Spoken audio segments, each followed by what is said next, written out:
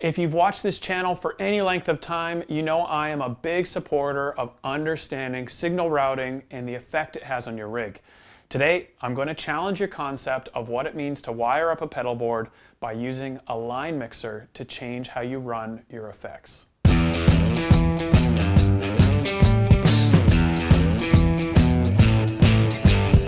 Most of you watching will be running a pedal board generally in series, one pedal connected to another all the way out to your amp.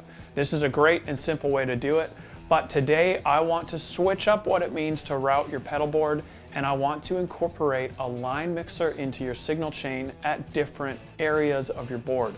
Essentially what we are going to do is take effects that don't normally run in parallel, and we're going to run them in parallel with a line mixer and measure the results.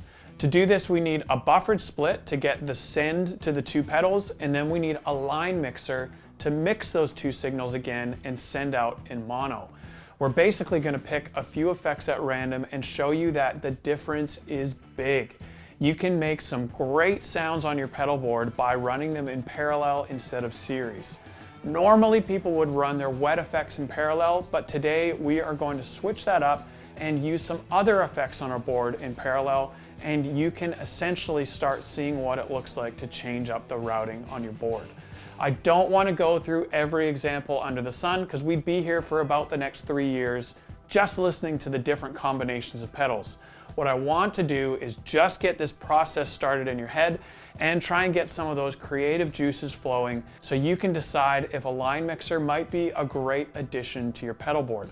I just want to challenge the basic concepts of pedal board routing for you and show you that there is so much you can do with routing, and it makes a big difference to the end result of your sound.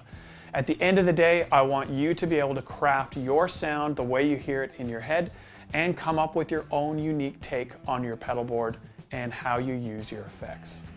One thing we do have to get out of the way as soon as possible is the note that summing your signal is different to mixing your signal. If you have a junction box or something on your board that sums your signal, just make sure that it can also mix your signal. These are different circuits and different approaches. If you have a newer version of interfacer, output, or underfacer, all of these can mix and sum via the dip switches inside. If you have any questions, just get in touch with us.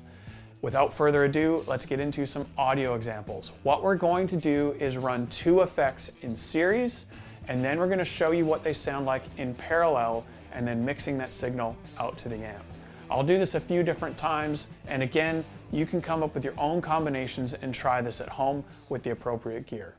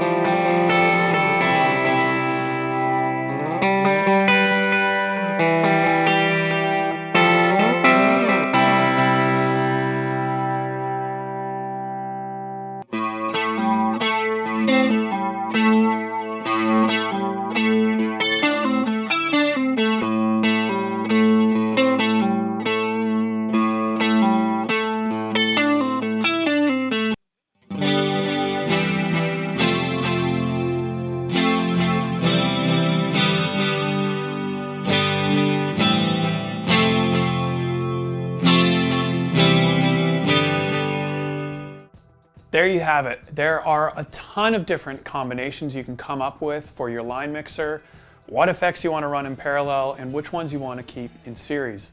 It's also worth noting before we finish this video that you do not have to be limited to only two effects in parallel.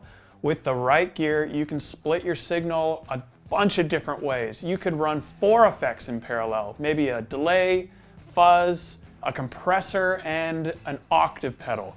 Then mix them all back down together and send them out to your amp. This is drastically different than running them all in series, one into another and out to your amp. The sky is the limit. Get creative and let me know what you come up with. I would love to hear the combinations you try at home. We'll see you next week when we tackle a whole new topic.